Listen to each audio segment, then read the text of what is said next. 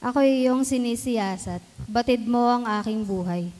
Ang lahat kong lihim, Yahweh, ay tiyak mong malalaman. Ang lahat ng gawain ko sa iyo ay hindi lingid. Kahit ikaw ay malayo, batid mo ang aking isip. O Diyos, ako'y iyong siyasatin. Alamin ang aking isip. Subukin mo ako ngayon kung ano ang aking nais. Kung ako ay hindi tapat, ito'y iyong nababatid. Sa buhay na walang hanggan, samahan mo at ihatid. Tayo po.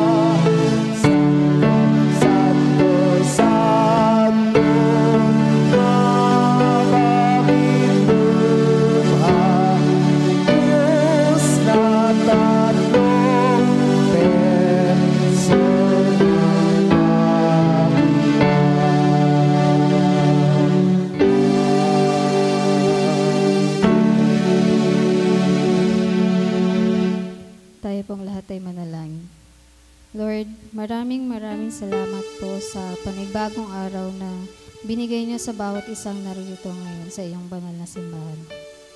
Salamat po sa paggabay sa amin sa pang-araw-araw na mga gawain.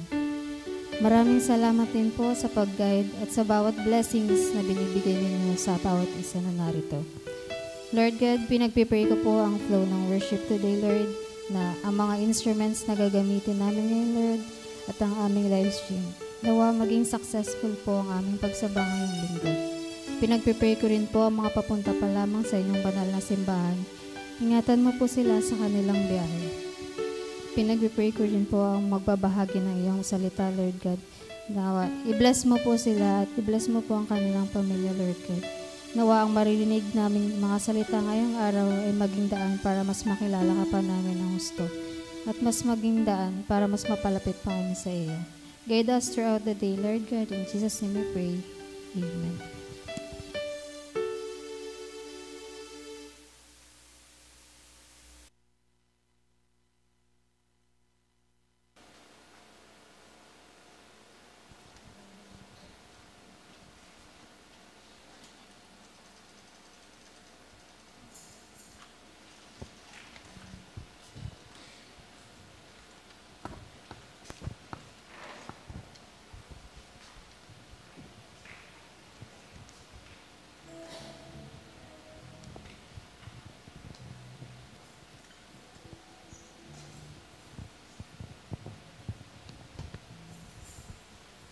Good morning po sa ating lahat. Mapagpalang umaga po kasi maaraw po ngayon. Nagdaan yung malakas na ulan, patuloy na pagbugso. Ngunit nandito tayo at masaya si Lord na nandito tayo. Yun. Lahat po ng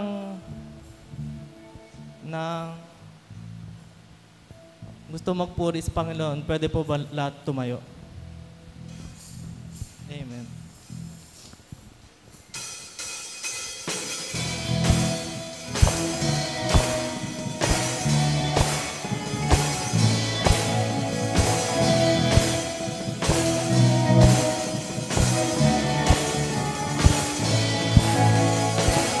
You are good and your mercy endureth forever.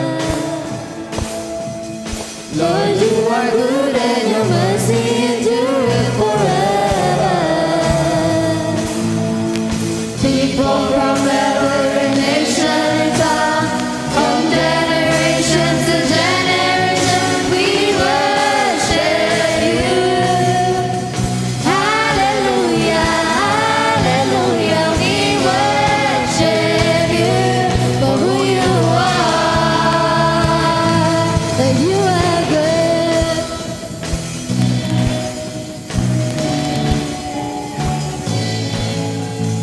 Lord, you are good and your mercy endureth forever.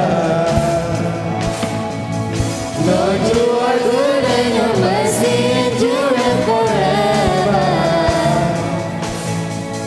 People from every nation and tongue, from generation to generation, we worship you. Hallelujah, hallelujah, we worship you for who you are. We worship you. Hallelujah, hallelujah, we worship you for who you are. 'Cause you are good.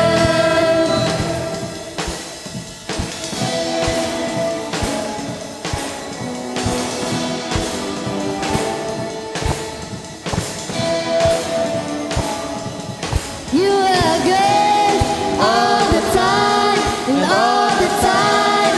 You are good. You are good all the time, and all the time. You are good. You are good all the time, and all the time. You are good. You are good all the time, all the time. You are good. People from every nation and tongue, from generation to generation, we worship you. Hallelujah, hallelujah, we worship you for who you are.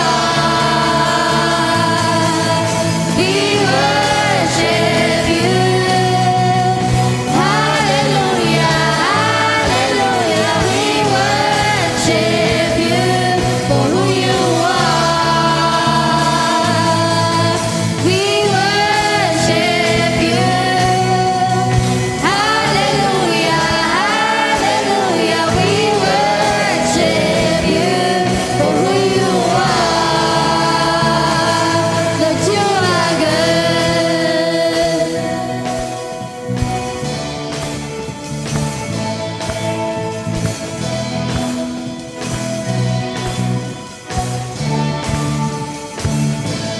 And you are good.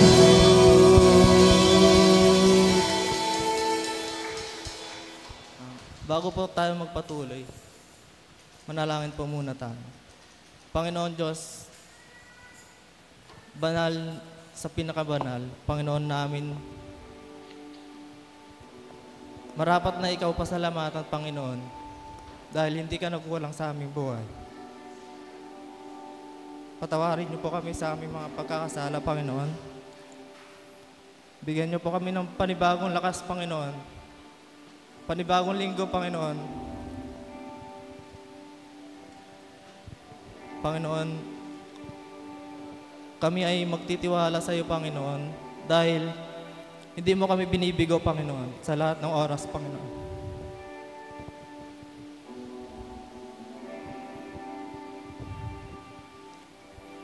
Panginoon, puspusin niyo po kami ng banal mong presensya, Panginoon, para maintindihan namin ang iyong mensahe, Panginoon.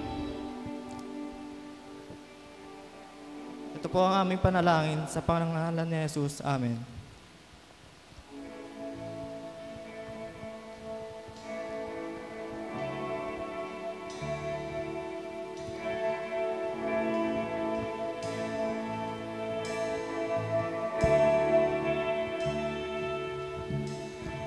Christ is my firm foundation,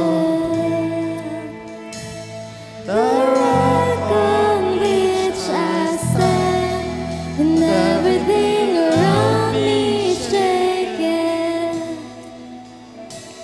I've never been more glad that I put my faith in Jesus. He's never let me down. He's faithful to generations.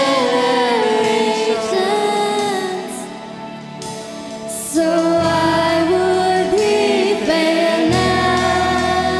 He won't. He won't.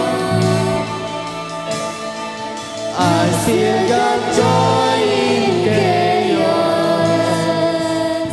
I've Got got peace that makes no sense. I would be going under. I'm not held by my own strength, 'cause I've built my life on Jesus. He's never let me down. He's faithful in every season. So why would he fail now? He won't. He won't. He won't fail. He won't fail. He won't. He won't. He won't fail. He won't fail. Christ is my firm foundation, the rock on which I stand when everything around me is shaken. I've never been more glad that I put my faith in Jesus. 'Cause he's never let me down. He's faithful to generations. So why would he fail now? He won't. He won't. He won't fail. He won't fail.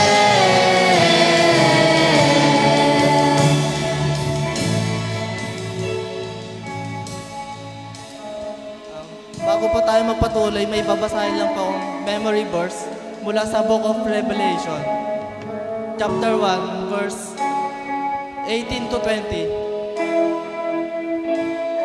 Ito po yung sinasabi. I am the living one. I died, but look, I am alive forever and ever. And I hold the keys of death and the grave. Write down what you have seen. Both the things are now happening and the things that will happen. This is the meaning of the mystery of the 7 stars you saw in my right hand, and the 7 gold lampstands. The 7 stars are the angels of the 7 churches, and the 7 lampstands are the 7 churches.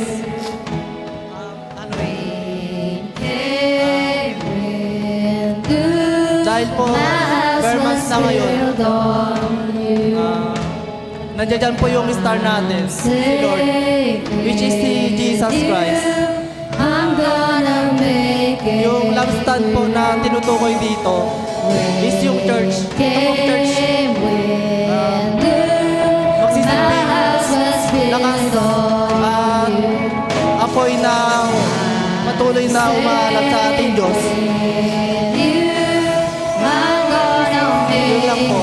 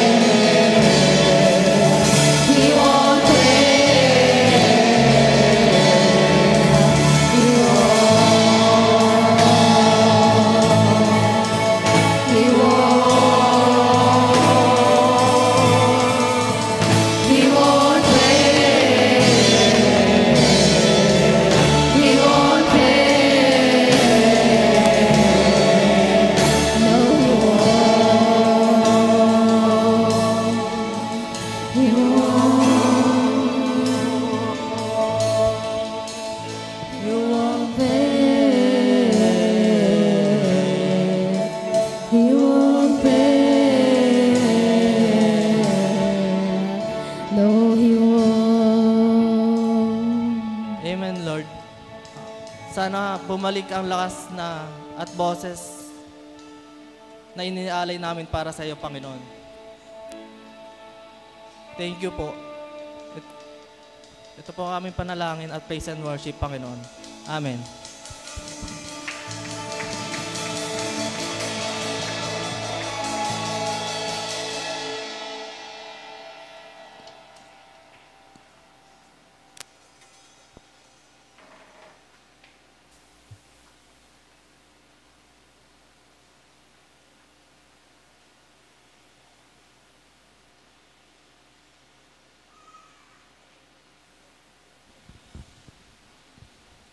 Si Yahweh aking pastol, hindi ako magkukulang. Niya ako sa luntiang pastulan at inaakay niya sa tahimik na batisan. Pinapanumbalik ang aking kalakasan at pinapatubayan niya sa tanang daan, upang aking parangalan ang kanyang pangalan. Dumaan man ako sa madilim na libis ng kamatayan, wala akong katatakutan, pagkat ika'y aking kaagapay, ang tungkod mo at pamalo, aking gabay at sanggalang. Ipinaghahanda mo ako ng salo-salo na nakikita pa nitong mga kalaban ko. Sa aking ulo, langis ay binubuhos. Sa aking saro, pagpapala mo'y lubos-lubos. Tayo pong lahat. Kabuti at pag-ibig mo sa aking hindi magkukulang. Siyang makakasama ko habang ako'y nabubuhay. at magpakailanmay sa bahay ni Yahweh mananahan. Tayo pong lahat ay Sings my soul, my Savior God to thee. How great thou art, how great thou art. Then sings my soul, my Savior God to thee. How great thou art, how great thou art.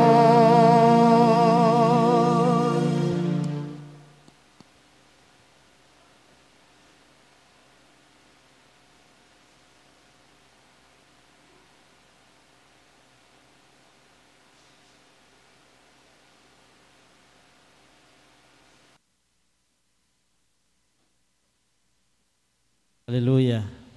Isang pinagpapalang umaga po sa ating lahat. God's morning.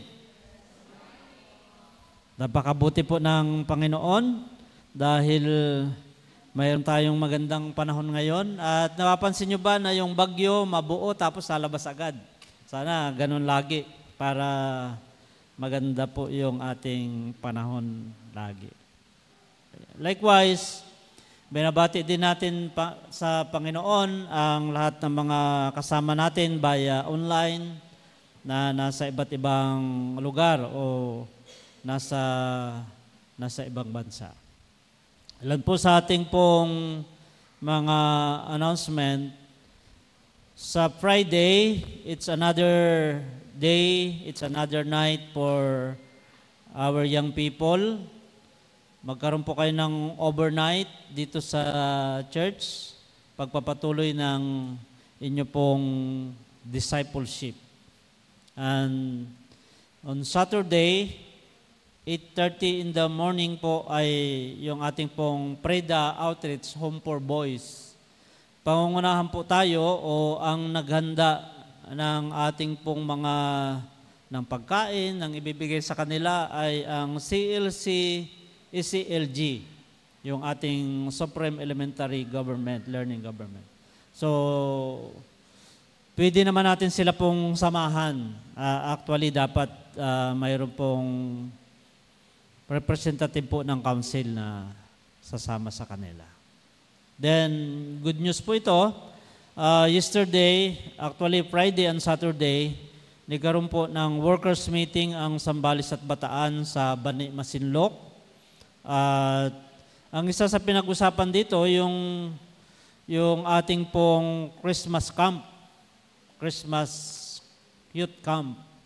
So, just last night, may announcement po na rolled out na yung PIMSI-wide na Christmas camp. So, hindi na national, hindi na rin South Luzon. So, ang kanila pong mungkahi ay ito po ay by tribes. Pero ang napag-usapan po namin ng mga workers last meeting namin ay we will try na i-join natin yung Sambales at saka Bataan tribe. Pero ang venue, somewhere in Sambales. So nag-scout tayo ng venue kung saan po tayo pwedeng maggawa ng ating pong Christmas camp. And probably for 3 days and 3 nights, 27 in the morning, then uuwi ng after breakfast ng 30. Yun po yung ating pong important announcement po. Sa likod po ay mayroon po kayong makita na family membership census form ng 2025. So, kumuha po kayo nito, pero baka pwedeng gawin nyo na at ibigay nyo na. Kasi pag iuwi ninyo, makalimutan na naman ninyo sa Sunday, mas madali na po yan. Mga important na mga information po na kailangan. Para pag birthday po ninyo, pag anniversary po ninyo, ay mabati din namin kayo sa page. Hindi na lang po kami nagbabase sa Facebook kung birthday ba ninyo o hindi. Anyway, it's a new month, Pwede po ba tumayo lahat ng may birthday ng September? Parang ito yung maraming may birthday sa atin. Ayan. Happy birthday po at may birthday cake kayo sa third Sunday. Third Sunday yata ang So, at lagi naman na yung mga nagbe-birthday ng September ay isa sa ating fellowship.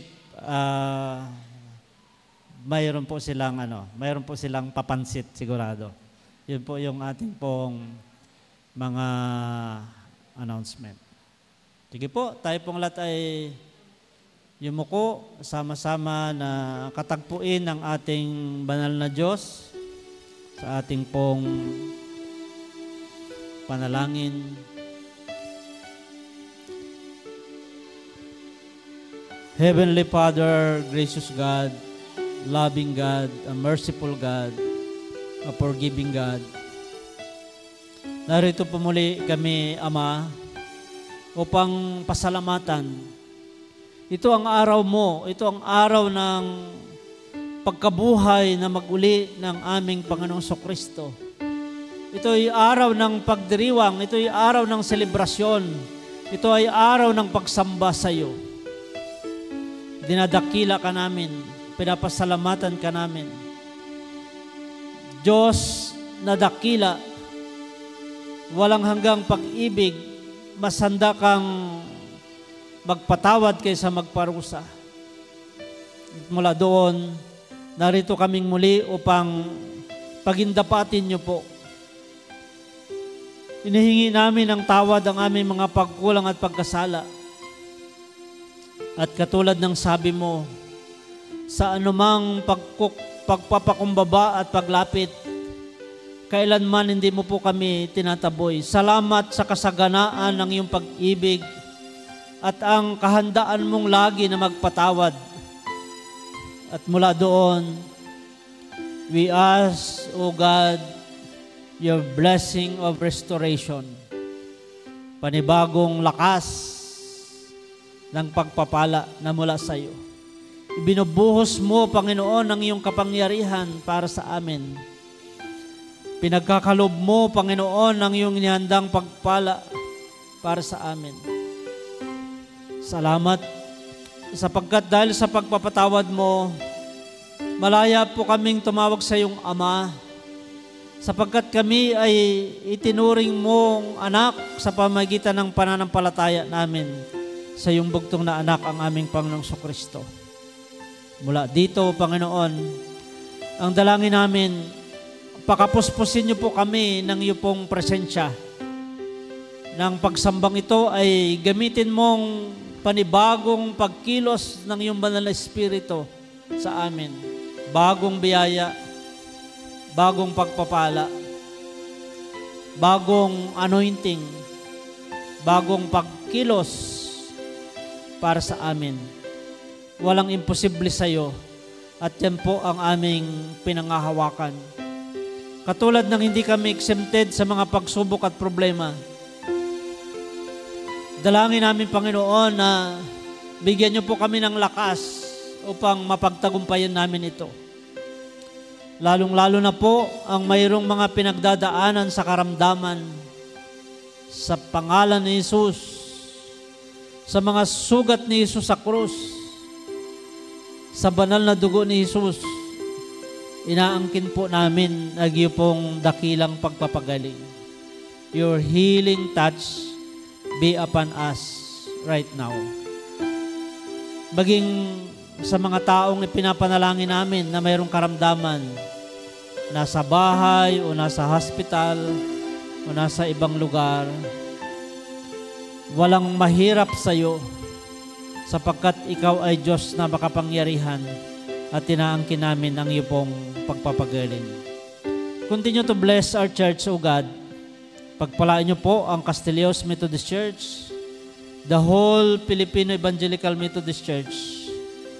Pagpalain niyo po ang mga ministeryo na pwede namin gawin para sa mga bata, para sa mga kabataan, para sa mga kabataang may gulang, para sa mga may gulang, Panginoon, mga kalalakihan at kababaihan, ipinagkatiwala po namin. Katulad ng aming laging panalangin sa bawat pagsamba, walang malagpasan na anak mo, Panginoon, maging sila sa online, parehas lang yung kapangyarihan na pwede naming maranasan sapagkat ikaw ay nasa lahat ng dako at kaya mong gawin lahat. Salamat po. Pinagkatiwala din namin, Panginoon, ang aming minamahal na bansang Pilipinas sa mga kaguluhan, sa mga nakikita naming hindi ka nais-nais na kalagayan.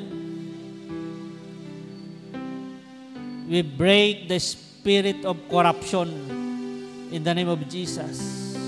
And we continue to declare that Philippines is for Christ. Lord, let the spirit of good governance grow in every place around the nation. Pagpalain niyo po ang bansang Pilipinas, ang Pangulo, ang pangalawang Pangulo, ang lahat ng sangay ng pamahalaan, the Congress, the upper and the lower chamber, all local government units, sa lahat ng probinsya, munisipyo, syudad at lahat ng mga barangay, inaangkin namin ang iyong biyaya. And Lord, I am praying for the silent prayers of my brothers and sisters. Mayroon kaming pakiusap sa iyo. Mayroon kaming mga paglalambing sa iyo. Mayroon po kaming mga panalangin sa iyo, Lord. At alam po namin, bago kami pumunta rito, nakita mo ng laman ng puso, nakita mo ng laman ng isip, nakita mo ng aming kalagayan. At alam po namin na kami ay yung tutugunin, kami ay yung pagpapalain ayon sa mga panalangin at kalagayan, sitwasyon ng aming buhay. Ito po ang aming mga panalangin sa matamis at makapangyarihang pangalan ng aming Panginoong Kristo. Amen at amen.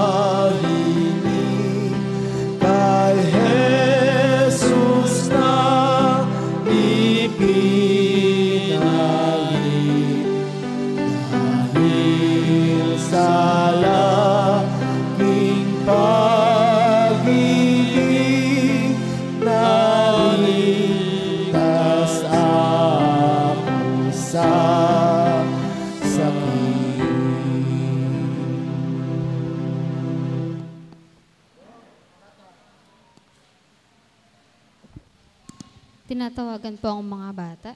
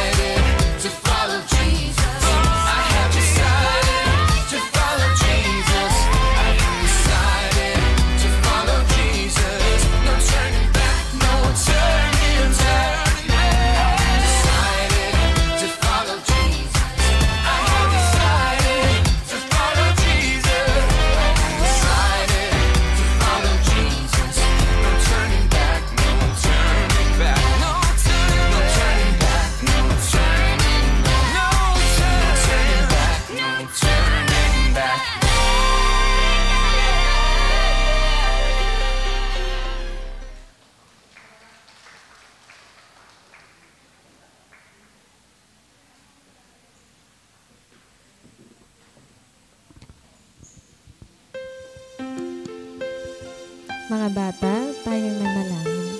Panginoon, maraming salamat po sa buhay ng mga batang naririto, Lord God, para purihin at sambahin ka. Salamat, Lord, sa paggabay sa kanila sa pang-araw-araw na kanilang ginagawa, lalo na po sa kanilang pagpasok sa kanilang paaralan, Lord God. Bigyan niyo po sila ng kalakasan, Lord God, para sa pagpasok nila sa paaralan, Lord God, at sa kanilang paglalaro, Lord God.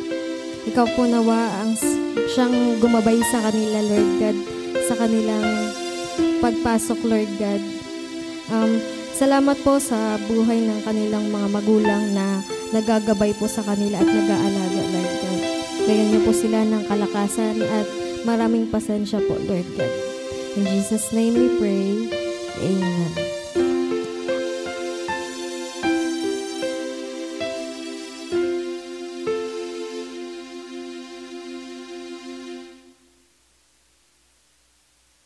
Nasa panahon po tayo ng pagkabasa ng banal na kasulatan. Makipagbukasan po tayo sa aklat ni Jeremias, Kabanata 18, pahina 1 hanggang 11. Ganito po ang sinasaad. Sinabi sa akin ni Yahweh, magpunta ka sa bahay na magpapalayok at maipahahayag ako sa iyo. Kaya nagpunta naman ako at dinatnan ko ang magpapalayok sa kanyang gawaan. Kapag ang ginagawa niyang palayok ay nasira, hinahalo niyang muli ang putik at hinuhugisan ng panibago. Pagkatapos, sinabi sa akin ni Yahweh, O Israel, wala ba akong karapatang gawin sa iyo ang ginagawa na magpapalayok sa putik na iyon? Kayo'y nasa mga kamay ko, tulad ng putik sa kamay na magpapalayok. Kung sinabi ko man sa isang pagkakataon sa aking bubunutin, ibabagsak o lilipulin ang alinmang bansa o kaharian. Ang bansang iyon ay tumatalikod sa kanyang kasamaan, hindi ko na itutuloy ang aking sinabing gawain. Sa kabilang dako, kung sinabi ko man na itatayo ko o itatatag ang isang bansa o kaharian at gumawa pa rin ng kasamaan ng bansang iyon at hindi nakinig sa akin, babaguhin ko ang aking magandang balak. Kaya nga, sabihin mo sa mga naniniraan sa Huda at Jerusalem na may binabalak ako laban sa kanila at ako'y naghahanda upang parusahan sila. Sabihin mo sa kanila na tigilan na ang makasalanang pamumuhay at magbago na sila. Magsitayo po ang lahat para sa pagkabasa sa pangalawang kasulatan na matatagpuan sa libro ng Lucas, Kabanata 14, pahina 25 hanggang 33. Sumama kay Jesus ang napakaraming tao. Umarap siya sa kanila at kanyang sinabi, hindi maaaring maging alagad ko ang sino mang umiibig sa kanyang ama at ina, asawa at mga anak, mga kapatid at maging sa sarili niyang buhay ng higit sa akin. Ang ayaw magpasa ng sarili niyang krus at sumunod sa akin ay hindi maaaring maging alagad ko. Kung ang isa sa inyo'y nagbabalak na magtayo ng tore, hindi ba siya uupo muna upang magplano at kwentahin kung magkano ang magagastos niya upang matiyak kung may sapat siyang pera para maipatapos ang kanyang ipinapatayo? Baka matapos mailagay ang pundasyon ay hindi naman mayari ang tore. Siya'y kukutyain lamang ng lahat ng makakakita niyon. Sasabihin nila, ang taong ito'y nagsimulang magtayo ngunit hindi naman naipatapos. O sinong hari na makikipagdigma sa kapwa-hari na hindi mo na mauupo upang pag-aralang mabuti kung ang 10,000 kawal niya ay may sasagupa sa kalaban at may 20,000 kawal?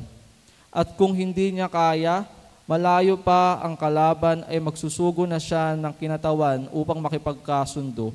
Gayun din naman, hindi maaaring maging alagad ko ang sino man kung hindi niya tatalikuran ang lahat sa kanyang buhay. Pagpalain po tayo ng pagkabasa ng banal na kasulatan.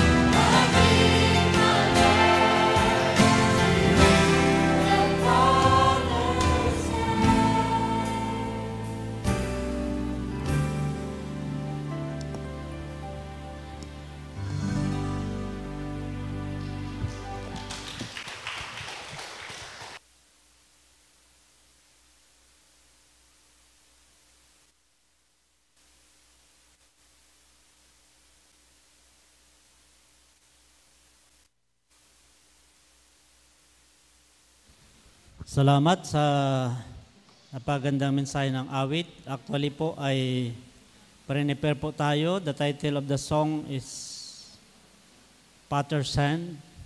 At yan po ang pag-uusapan natin ngayong umaga. Pwede ba palakpakan natin si Lord?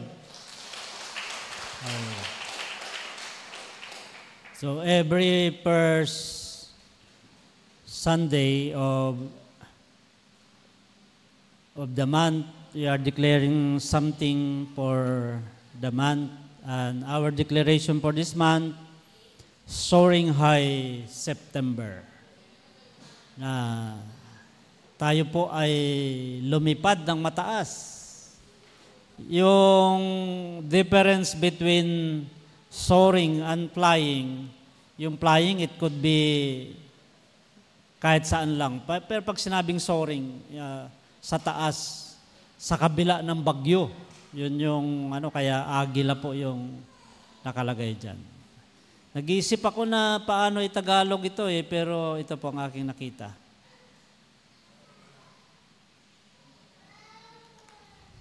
Sabi po ay, ready, September, go sa pagsalo sa malalaking biyaya ni Lord sa iyo. Na di ba pag dumating na yung bare months, mayroon tayong kakaibang saya. Bare months na, gano'n. Actually po, ang aking iniisip lagi dyan ay because of the spirit of Christmas. Very optimistic tayo na mayroong magandang mangyari. Parang yung last 4 months or the last quarter of every year ay mayroong malaking surprise sa yung Panginoon. Kaya ang aking po dyan ay by faith, saluhin natin yung malalaking biyaya ni Lord para sa atin. So, katulad ng sinabi natin, binasa sa atin, I will read some portion ng mga teksto natin, yung sa Old Testament, Jeremiah chapter 18 verse 1 to 11. Inutusan ng Diyos si Jeremias sa bahay ng magpapalayok. Doon ginagawa yung mga pat. At sa Luke chapter 14, ibinigay ang diin ni Jesus yung kahalagahan o halaga ng pagiging alagad.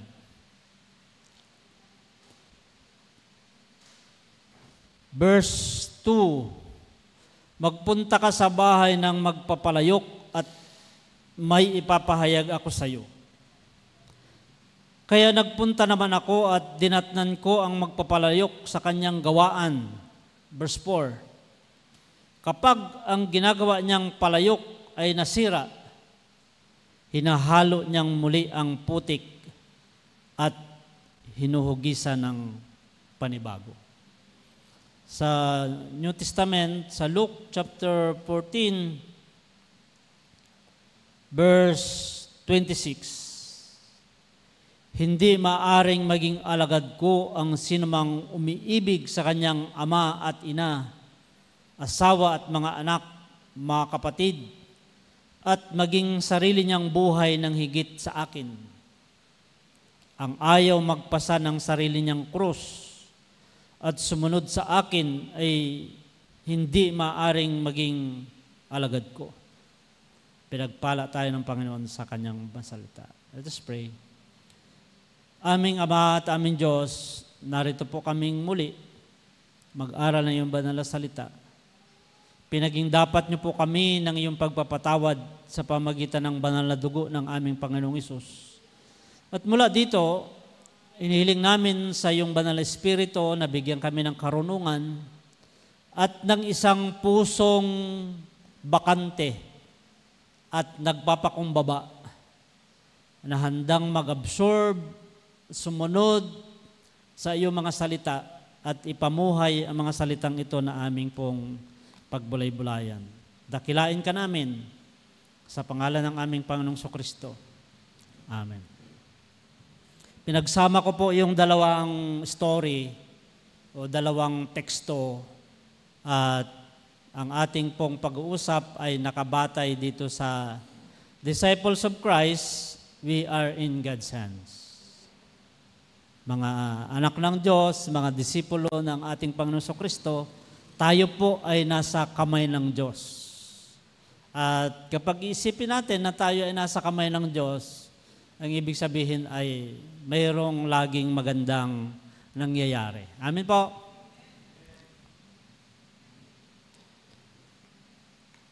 Yung teksto natin ay inutusan ng Diyos si Prophet Jeremiah at mayroon siyang magandang mensahe sa kanila noon para sa bayang Israel.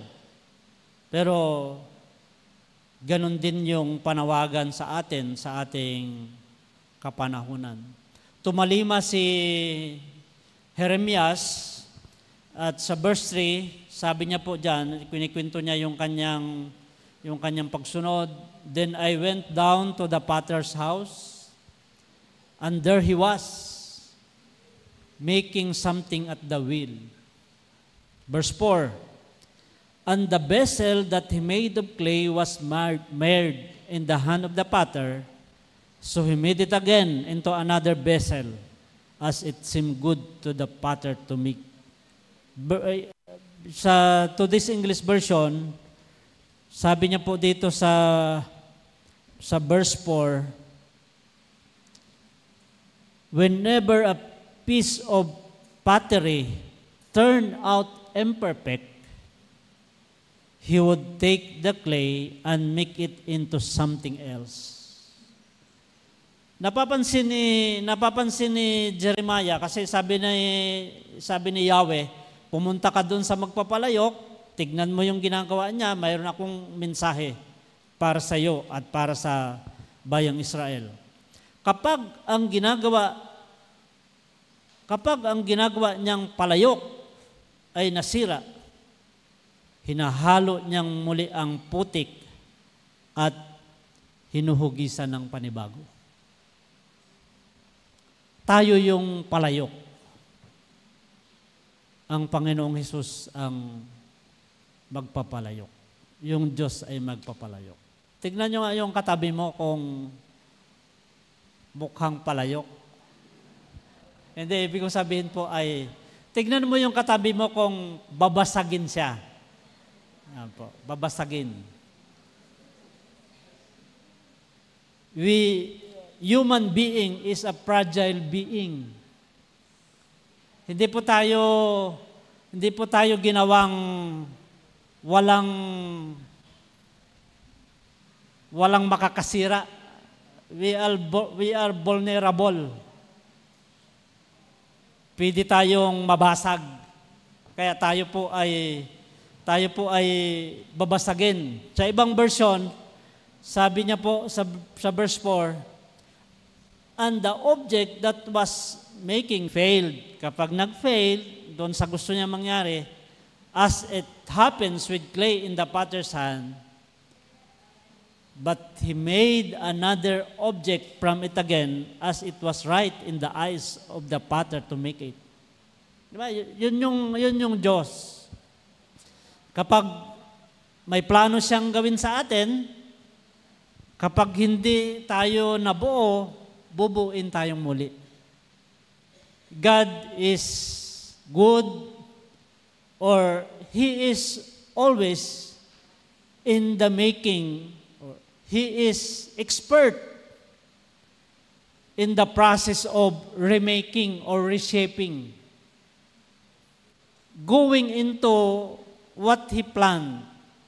Mayroon siyang, di ba yung mga previous na mga pag-uusap natin, may plano yung Diyos sa sinapupunan pa lang, or bago ka ipinaglihi, binuo ka niya, mayroon siyang magandang plano sa atin. So, verse 6, like the clay in the potter's hand, so you are in my hand. Sabi ng Diyos. Katulad ng palayok, katulad ng putik sa kamay ng magpapalayok, kayo ay nasa aking mga kamay. So, I want to take it, yung sa verse 6 or the whole story, tayo ay nasa kamay ng Diyos. Ang ibig sabihin, God is our designer. Maaring hindi tayo na nakapag-umpisa ng tama. Pero sapagkat siya ay designer ng ating buhay, ng ating buong pagkatao, ng ating espiritu, pwede nating sabihin na nasa kamay ako ng Diyos. Ibig sabihin, mangyayari yung gusto niyang gawin para sa akin. And because He is God, He is the designer, He is the creator, God has authority over us. Katulad ng sinabi niya, ituloy ko lang yung hindi ko binasa kanina. Verse 7 at saka 8. Kung sinabi ko man sa isang pagkakataon na aking bubunutin, ibabagsak, o lilipulin ng alinmang bansa o kaharian, at ang bansang iyon ay tumalikod sa kanyang kasamaan, hindi ko na itutuloy ang aking sinabing gagawin. Sapagkat siya ay Diyos, mayroon siyang karapatan, mayroon siyang authority kung hanggang dyan na lang yung buhay natin. Siyang nagtatakda kung kailan ka namatay. Yung aking favorite story ni King Hezekiah, ang sabi ni God sa kanya, you have another 15 years to live. Kung paano kahaba o kung paano kaiksi, siya yung nagtatakda sa buhay natin. At doon sa maparusahan o ano yung iniisip niya gawin sa atin kapag tayo ay nagkamali. Nagbabago ang isip niya. Malambot ang puso ng Diyos. He is much ready to love and forgive than to punish. Yan po ang kanyang katauhan. Kaya sabi niya dito, kung sinabi ko man na wasakin, pero kung nagsisi, pwede kong hindi ituloy ang aking sinabi. God has authority over us. Yet, namamayani lagi yung kanya pong pag-ibig. Because in the first place, sabi natin, kaya tayo ipinanganak dahil siya ang nagplano sa atin. Kaya minsan, yung istorya ng buhay natin na may pangarap yung Diyos para sa atin, hindi tayo napupunta doon dahil sa atin. Kasi may free will tayo po. Binigyan tayo ng free will. Hindi tayo robot na sinususian na kung ano yung gusto niya. Mayroong, kung maganda yung nangyayari sa atin, of course, with our full participation, kailangan yung ating participation and cooperation para mangyari yung plinano niyang tayo. Yet, kung ang nangyayari ay the other way around, because sumusuway tayo, hindi tayo sumunod, dito tayo sa paliko, gumagawi, sinabi niyang dito ka, pero ang Diyos, hindi siya susuko. Amen pa ba yun? Hindi siya susuko, magpapatuloy siyang panghawakan yung gusto niyang gawin sa atin. In God, we have always another chance. Hindi ko inilagay dyan na we have always a second chance. Because ako, parang lumagpas na ako sa 5th chance, 10th chance, o pang 99th chance ko na ito. For God, basta't buhay pa tayo po. Kasi yung pinag-usapan natin dati, mayroon din naman hangganan yung chance kapag namatay ka na, siyempre wala nang chance. At kapag dumating na si Jesus, that's the end, wala nang hanggat nabubuhay tayo. There is always another chance. At yun yung maganda sa kamay ng Diyos. Tinitignan niya lagi tayo na hindi pa huli ang lahat. May pag-asa pa ito. Hindi siya susuko na tinitignan yung pinangarap niyang tayo ay mangyayari pa rin. Because, ito lagi yung aking ito ang nakita kong principle ng Diyos sa buhay natin. God wants you to be a beautiful display of His glory. Para makita mo na magandang resulta nung pinili mo siya, nung sumagot ka sa Kanya. Tinanggap mo siya bilang Panginoon at tagapagligtas mo. At sa kabilang banda, yung advancement of His kingdom, yung evangelization para sa ibang tao na hindi pa nakakilala, ang lagi pong isang prinsipyo ng Diyos ay tayong mga nauna makita sa atin. Ganyan pala ang maging Kristiyano. Ang ibig sabihin po ay kapag hindi ka pa Kristiyano, makakita kang Kristiyano, maiinggit ka. Gusto ko ring maging ikaw, parang ganon. That's the principle. Kaya ang Diyos, ibinubuhos niya sa'yo. Di ba, mayroon tayong sabi nila, bakit pag Kristiyano hindi tumatanda? Tingnan yung katabi nyo kung hindi talaga tumatanda. Mas lalong bumabata, mas lalong gumagwapo, mas lalong gumaganda, mas lalong bumabait, nagbabago yung ugali positively. Lahat kasi i-display ng Diyos. At laging hindi natin kinakalimutan, ito naman yung seek ye first the kingdom of God and His righteousness, and all these things shall be added unto you. Ang ibig sabihin, hindi ka pababayaan ng Diyos. Dati, hindi kami nauubusan ng kape, ngayon, lagi na ring may asukal at kape. Dati, hindi namin nasubukan niyang maglagay ng creamer. Ngayon, hindi na kami naabusan ng kape, hindi na kami naabusan ng asukal, mayroon na ring laging creamer.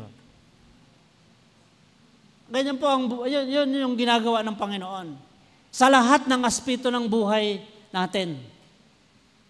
Yun, sabi natin kanina, para mangyari ito, dahil tayo ay nasa kamay ng Panginoon, hindi tayo robot, kinakailangan sa atin yung full participation. Willing to obey, willing to surrender.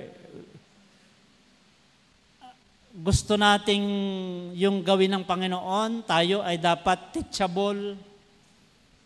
Maraming kinakailangan din nating i-consider dahil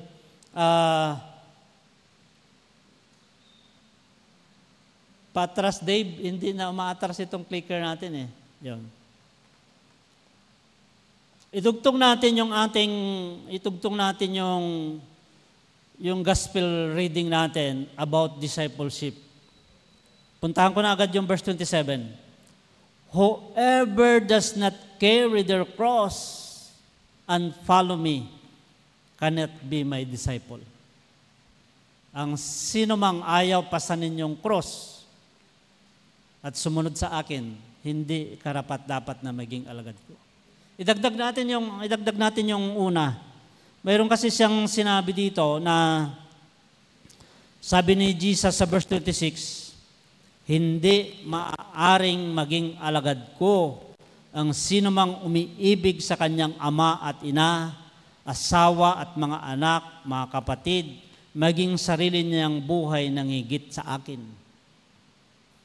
Yun yung isang requirement. Ang isang requirement, dapat yung pag-ibig natin sa Diyos walang makahihigit Kung mas mahal mo yung asawa mo kaysa Diyos, hindi ka karapat-dapat sa Kanya. Kung mas mahal mo yung magulang mo kaysa sa Kanya, hindi ka karapat-dapat sa Kanya. Kung mas mahal mo yung anak mo, yung kapatid mo, yung ibang tao, kaysa sa Diyos, maliwanag yan na sinasabi, you cannot be my disciple.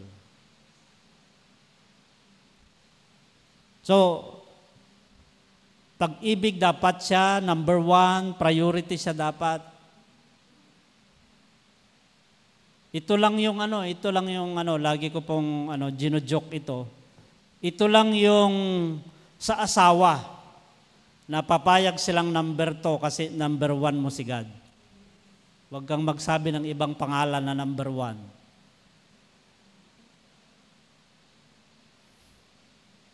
Therefore, mayroong eksaktong, kaya nga ang mga title sa mga subtopic ng Bible, kung mayroon pong subtopic yung sa Tagalog, ang pagiging alagad. Pero sa English version po, the cost of being a disciple. Yung halaga. Mayroong eksaktong qualification. Pag-ibig, number 1 siya. Kinakailangan may pasan ka na cross. Payag ka na magpasan ng cross. At payag kang sumunod sa Kanya. So, mga basic, pero ang bibigat na prerequisite, may tamang halaga. There's an exact cost of being a disciple. Siguro ang magandang tanong, may tawad po ba?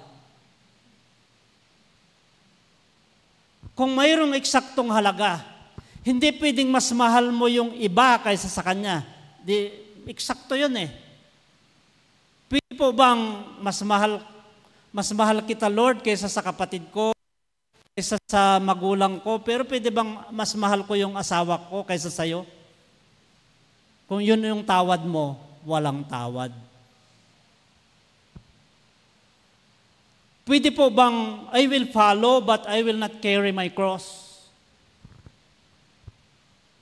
Yun po ba yung tawad natin? Gusto natin sumunod pero walang pinapasan na cross. Walang tawad. Eksakto yung halaga.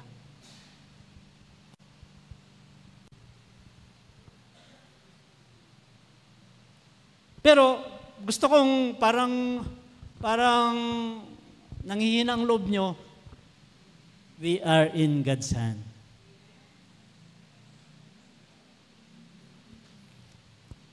Mayroong parable dito sa story.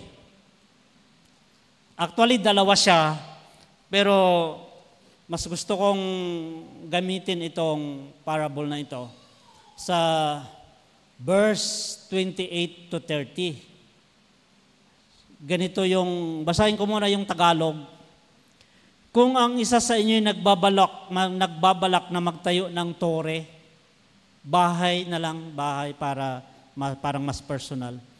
Kung ang isa sa inyo nagbabalak na magtayo ng tore, hindi ba siya uupo muna upang magplano, kwintahin kung magkano magagastos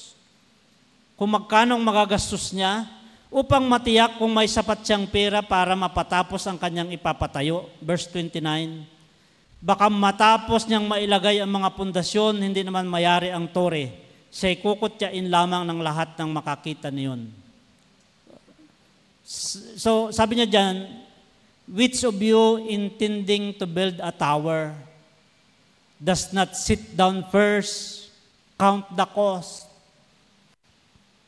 whether he has enough to finish it, else after he has laid the foundation and is not able to finish, all who see it begin to mock him, saying, this man began to build and was not able to finish.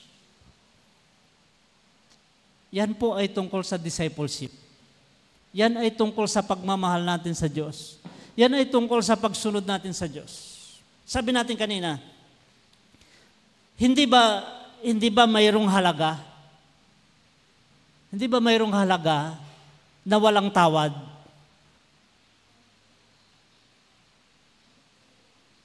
kinakailangan na higit sa lahat siya, mahal natin siya, sundin natin siya, priority siya.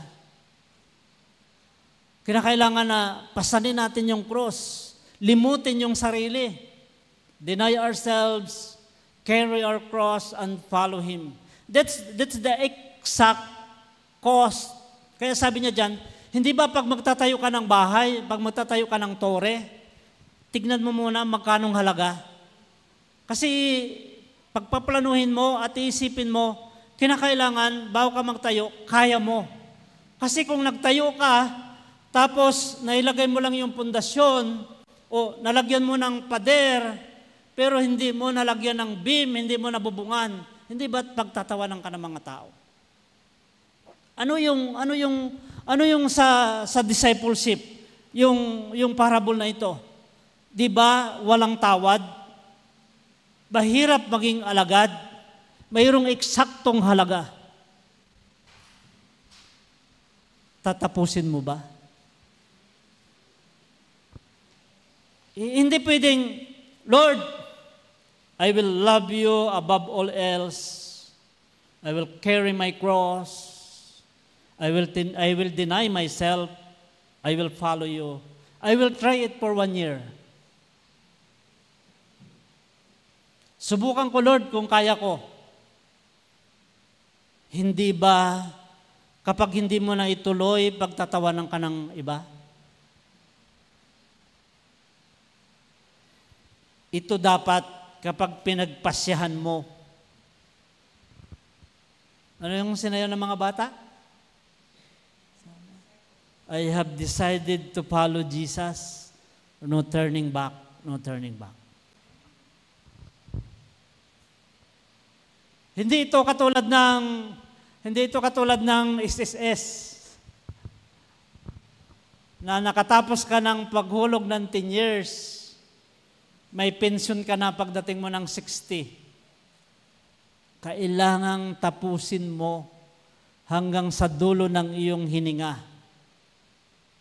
Yung eksaktong halaga, hindi siya matatawaran. Ipaglalaban mo siya. Kasi ang Diyos, ipinaglaban ka niya. Pinaglaban tayo ng Panginoon. I will always have my reflection that on the cross, while Jesus was crucified, He is thinking of me and He is thinking of you. Pinaglaban ka niya. Hindi siya pumayag na hindi tayo mabayaran. Kaya sabi natin, ito naman yung ano natin. Dahil tayo ay nasa kamay ng Diyos, nandyan lagi ang kanyang kapangyarihan para sa atin. Pero katulad nung story natin last time, walang pelikulang walang kontrabida. The thief comes to steal, kill, and destroy. John chapter 10 verse 10a. Naparito ang magnanakaw upang magnakaw, pumatay at manira. We are disciples of Christ and we are in God's hands. Pero kahit na tayo nasa kamay ng Diyos, pipilitin tayong aagawin ng kaaway para masira. Katulad ng isang palayok, ang kaaway ng Diyos gusto kanyang basagin. Sabi natin kanina, we are a fragile being, tayo ay babasagin at pwede tayong mabasag. Satan will always disqualify you to be God's disciple. Gagawa siya ng paraan para isipin mo o makita mo na hindi ka na qualified at gusto mo nang mag-back out. People of God or disciples of Christ, today po, as this moment, are you broken?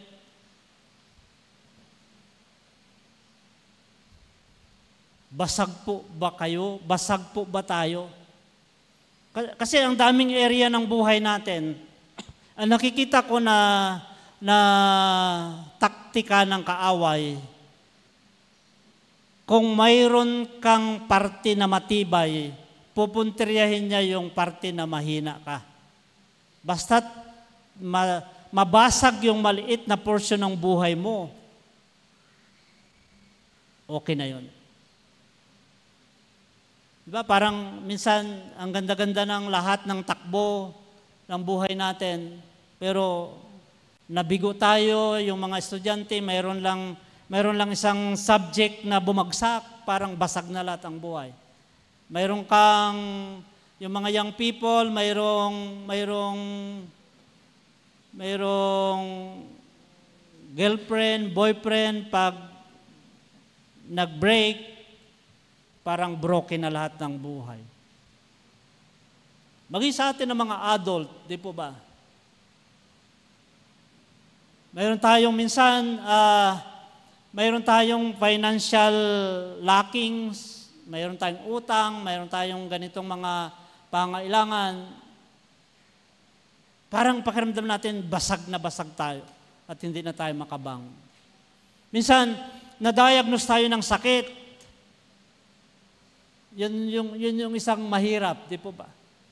Sabi ng doktor ay mayroon kang failure on the part of your this one. Yung nasubukan na katulad ko na sabi ng doktor, you have cancer. Lahat pwedeng, kahit minsan yung maliliit na diskusyon ng mag-asawa, lumaki ng lumaki, at parang basag na yung buong pamilya.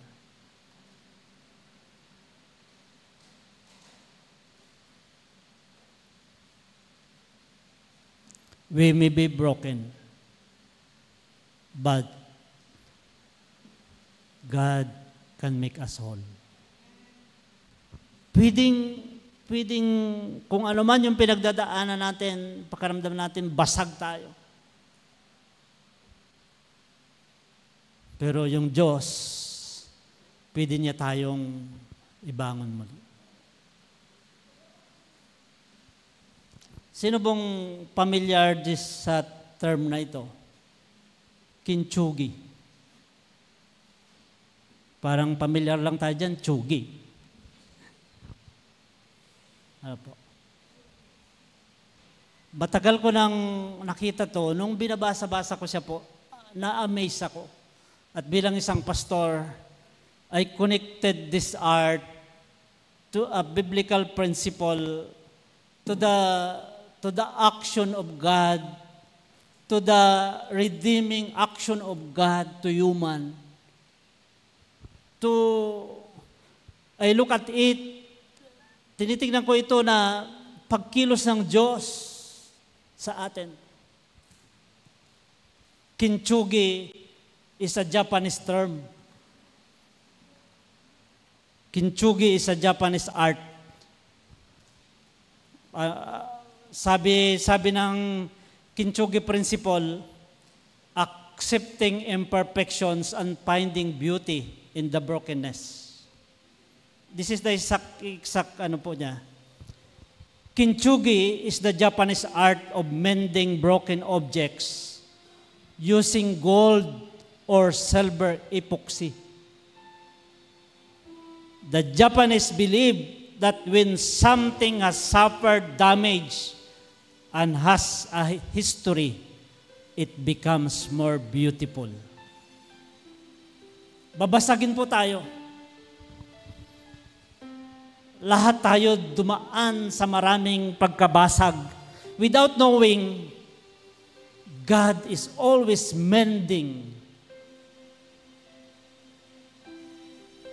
ako hindi pa ako Kristiyano, nung maging Kristiyano ako, nakita ko yung buhay ko na maraming beses akong binasag ng kaaway. Para hindi ko makilala ang Diyos, para hindi ako tumuloy. Basag na basag ako nung naghiwalay yung nanay at tatay ko. Dahil hindi pa ako Kristiyano, hindi ko alam kung paano ko iayos. Nag-drugs ako, uminom ako, nagsugal ako, naging makamundo yung buhay ko. Hindi yun solusyon. Mas lalo akong nabasag at durog-durog ako. Pero hindi tumitigil yung Diyos because we are in God's hands.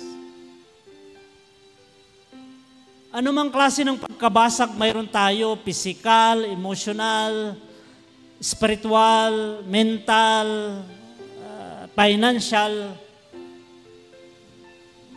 mayroong ginagawa ang Diyos. At ang gusto kong dito ngayon, ang iniisip ko ay, pwede bang with full participation and cooperation, sabihin natin kay Lord, Lord, we want special mending, spiritual kintsugi of you, O Lord. Please do it unto me.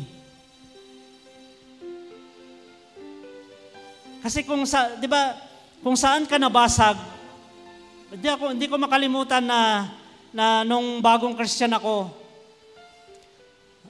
yung pastor namin, si Pastor Allen Castro, meron ko narinig na sermon niya, sabi niya, kung magkasala ka, humingi ka ng tawad, dapat sa susunod na hingi ka ng tawad, hindi na yung kasalanan mo ang ginawa. Iba naman. Kasi minimend ka ng Diyos, inaayos niya yung buhay natin. Nakikita tayo ng Diyos ngayon at nakikita niya yung basag na porsyon ng buhay natin. Ang sabi nung Kintsugi principle, kapag na-mend yung part na may damage, ititreasure mo yun ititreasure mo yung naayos. At yan yung magiging kalakasan mo.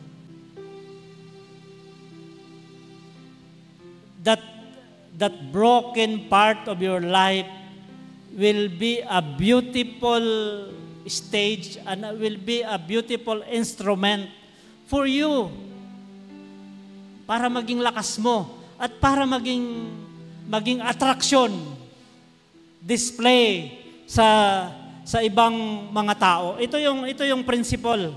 Sabi ni Ernest Hemingway, we're stronger in the places that we've been broken.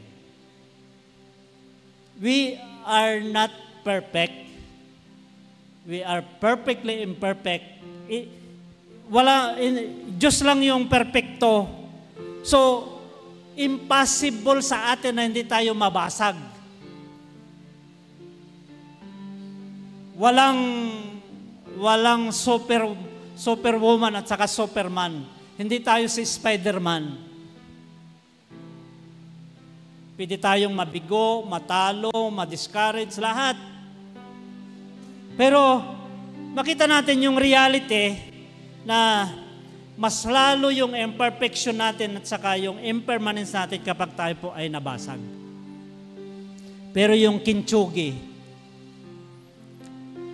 there is a celebration in the brokenness. Kung yung Japanese art, gumagawa sila ng ganyan po. Yung isang magandang gamit na basag, ginagamitan nila ng golden epoxy or silver epoxy. Pag makikita natin, hindi po ba mas maganda yung bago kaysa yung nabasag?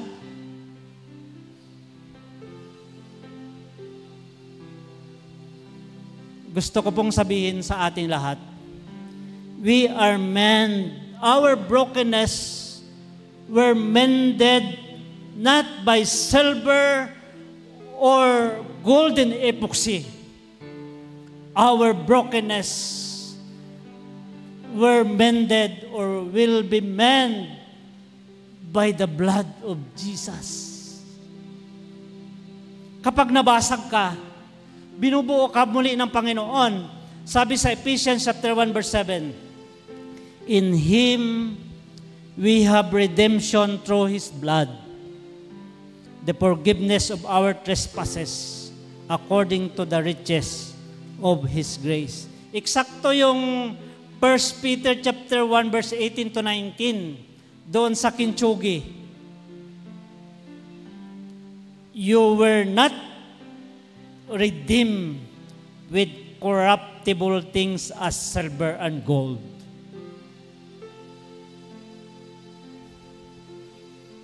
but with the precious blood of Christ.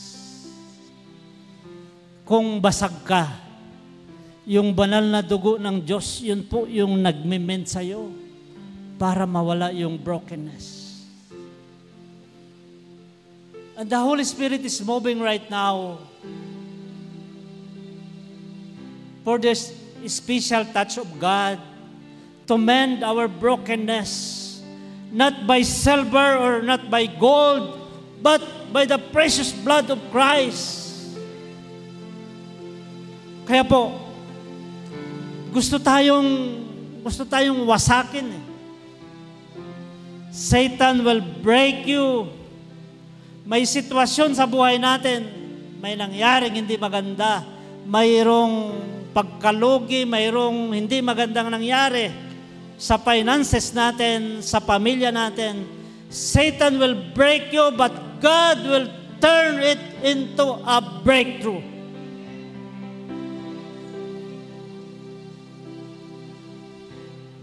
Mga kapatid, yung pagiging disipulo natin, lahat po tayo hindi qualified. God doesn't call people who are qualified. He calls people who are willing. Who are willing. Who are willing. And then He qualifies them.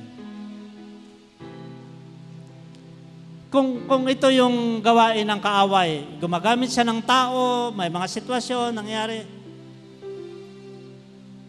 kapit tayo kay Lord. Live so as to be Satan's greatest disappointment. That even you are broken, basag ka, pero nagpakumpuni ka kaagad sa Panginoon, i-disappoint natin si Satanas na wala siyang magagapi. Mabasag ka, pero kukumpunuhin ka ng Panginoon. Today, as we celebrate the Last Supper, habang gagawin natin, alalahanin natin yung katawan at dugo ng ating Panginoong Kristo. Yan ang ginamit ng Diyos para mabuo tayo. Pwede po ba tayong yumuko? Hayaan natin na ang Diyos ay amend tayo sa sitwasyon na kalagayan natin ngayon.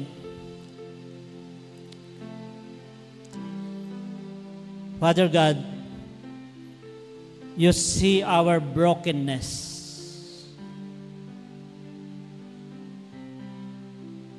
Walang lingid sa iyo. Nakikita niyo po yung parte ng buhay namin na basag.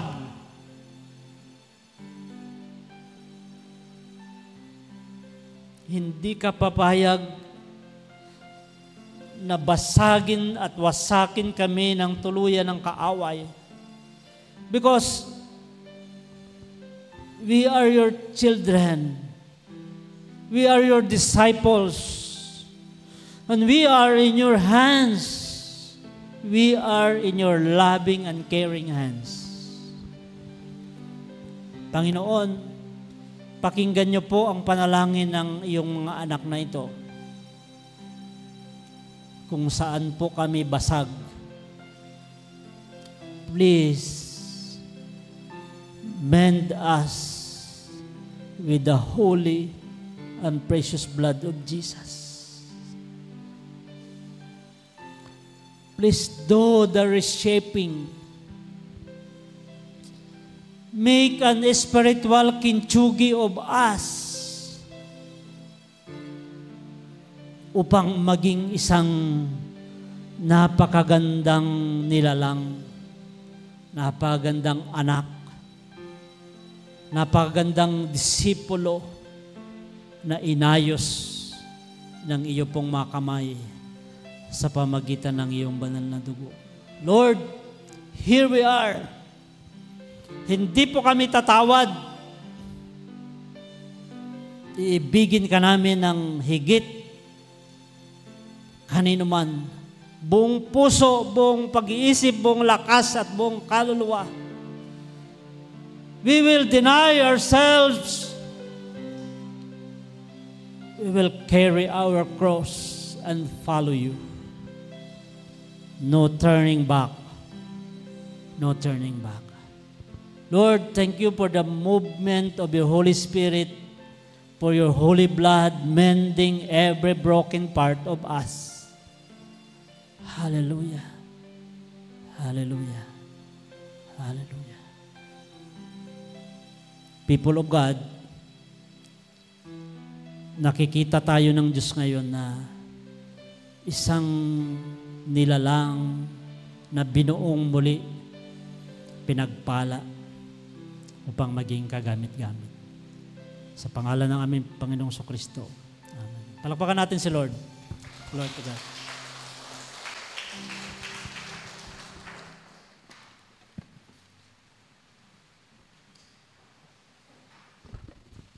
Nasa panahon po tayo ng paghahandog.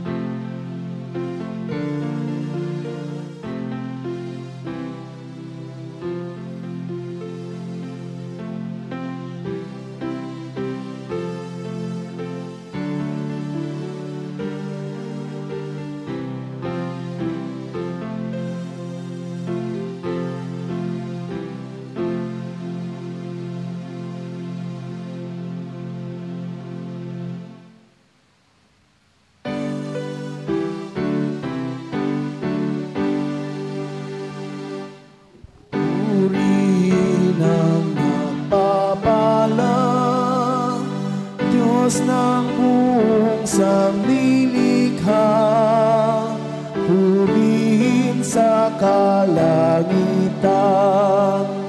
Ama, Anak, Diwang Banal. Amen.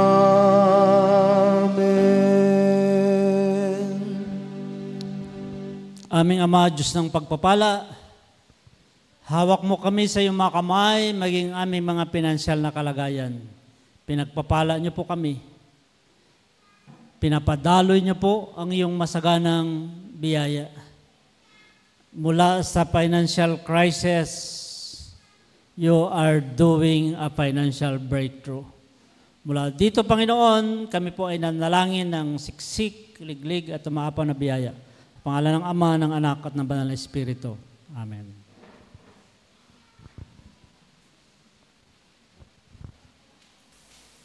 Tinatawagan po ang mga communion stewards. Hindi po kayo.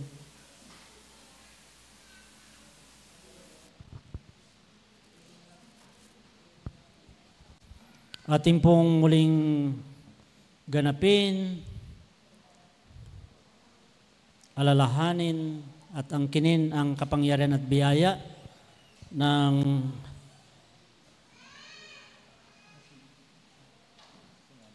biyaya ng banal na hapunan, ang banal na komunyon na tinatag ng ating Panginoong Kristo. Let us pray. Father God, thank you for your mending spirit. Pinatawad niyo po kami sa aming mga pagkakasala. Pinagpala kami at iniimbitahan sa iyong dulang ng pagpapala. Pagpalain niyo po kami lahat at gawin niyo pong biyaya ito para sa amin. Inaangkin po namin ang kapangyarihan ng Passover na lahat ng mga gawain ng kaaway ay lumagpas sa aming mga buhay at sa aming pamilya. Sa pangalan ng aming Panginoong Kristo. Amen. Inaalaala natin nung gabing itatag ng Panginoong Kristo ang banal na hapunan. Dumampot siya ng tinapay, kanyang pinagpasalamat sa Ama. Kanya itong pinagpira-piraso at sinabi niya sa kanyang mga alagad, ito ang aking katawan, binibigay para sa inyo. Kanin ninyo ito at magkaroon kayo ng kaugnayan sa akin. Sa ganun ding diwa, dumampot siya ng saro. Sinabi niya sa kanyang mga alagad, ito ang saro ng bagong tipan, saro ng aking dugo na mabububo para sa ikapagpapatawad ng inyong mga kasalanan. Kunin ninyo ito, inumin ninyo ito, at maging mapagpasalamat kayo sa lahat ng mga bagay. Sabi ng Panginoon, ito ang aking katawan, ito ang aking dugo, ibinibigay para sa inyo. Tayo po ay makiisa sa dulang ng Panginoon na mayroong pagpapasalamat sa bawat pagdampot natin ng tinapay at pag-inom natin ng saro. Tayo ay nakikinabang sa dakilang pag-ibig ng Panginoon. Tayo po ay magkaroon ng dalawang linya papunta sa harap natin. Tayo po ay makinabang.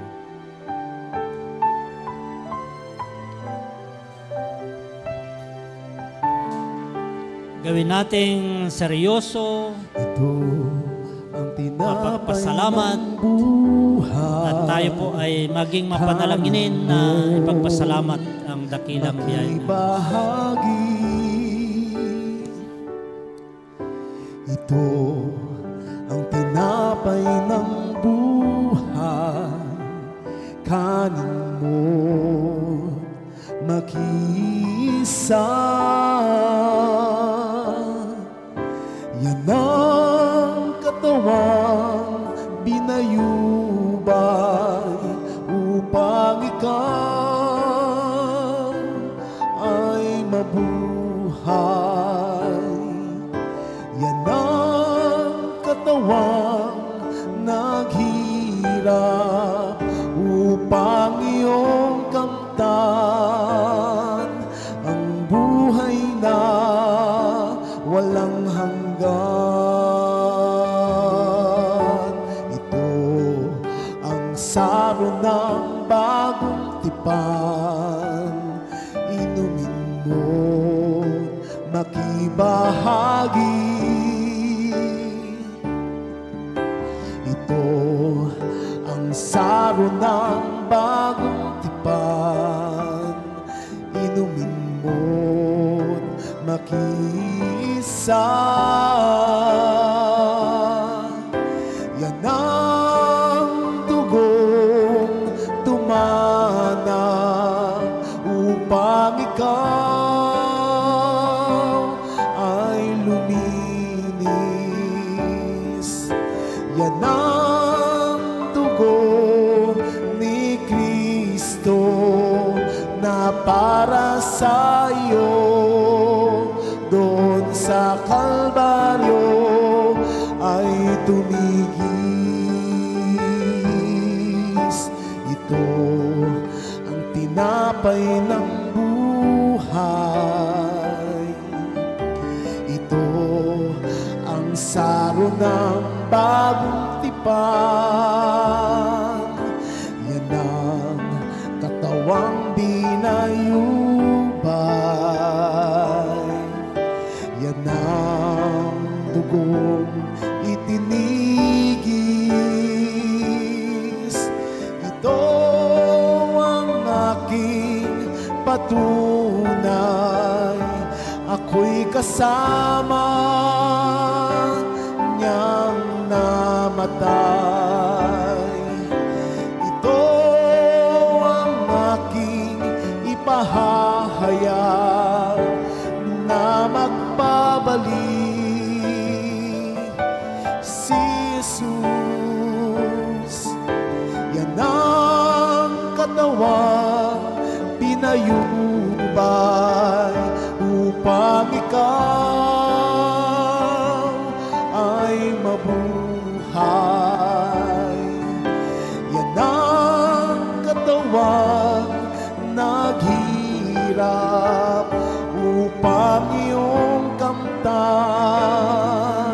ang buhay na walang hanggan.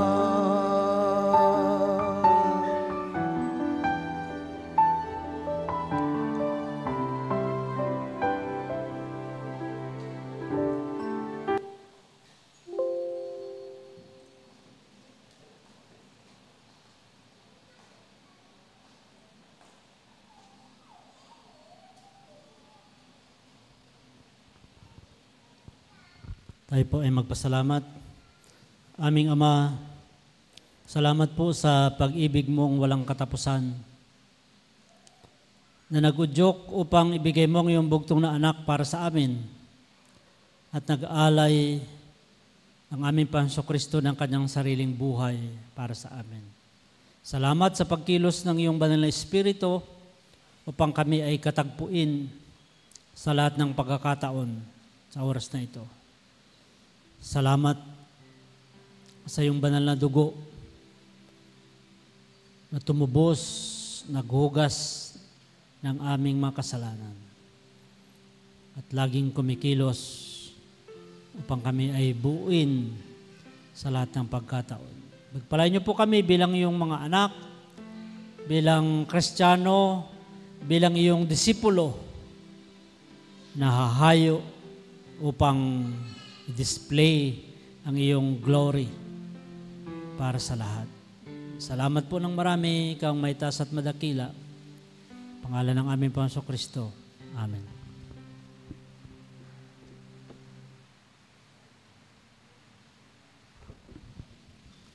Para po sa awit ng pagtatalaga at pasasalamat, awitin po natin ang I Surrender All.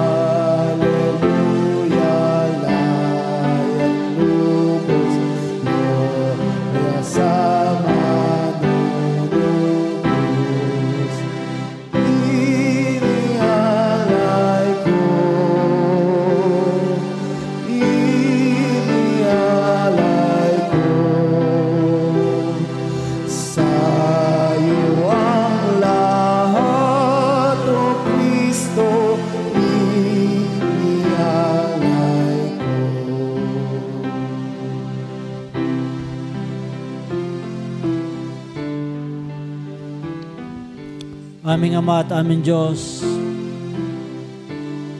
inialay po namin ang aming buhay sa iyo sapagkat ikaw ang unang nag-alay nito para sa amin. Ikaw ang unang umibig, kaya kami umiibig sa iyo at sa aming mga kapwa. Inialay mo ang iyong sarili sa krus upang tubusin kami sa aming mga kasalanan. At salamat po, katulad ng aming pag-aaral, katulad ng pinagbulay-bulayan namin sa iyong banal na salita, hindi ka po umihinto, hindi ka sumusuko, laging kumikilos ang iyong banal na dugo upang hugasan kami, upang buuin kami, upang i-mend kami, upang i-restore kami sa aming pong kalagayan. Salamat po. Nahayo kami, nataglay ang kalakasan. We are reshaped. We are loved. We are your disciples, ready to go and make disciples of all nations. Salamat po sapagkat nandyan ka lagi para sa amin. Pagpalaan niyo po kami, Panginoon, at igawad mo ang iyo pong muling pagbasbas sa amin. Mga kapatid, ang pag-ibig ng Diyos para sa lahat, ang pag-ibig na ito na hindi kumukupas, ang pag-ibig na ito na walang katapusan, ay sumaating lagi at magpakailanman. Maranasan natin ang kanyang lubos na kapangyarihan, na sa Diyos walang imposible, walang mahirap sa Kanya. Siya ay Diyos ng himala. Siya ang noon, ngayon at magpakailanman. At siya ay nangako ng kanyang pagpapala ay laging sumaatin. Tanggapin natin ang lahat ng mga ito sa pangalan ng Ama, ng Anak, at ng Banal na Espiritu. Amen.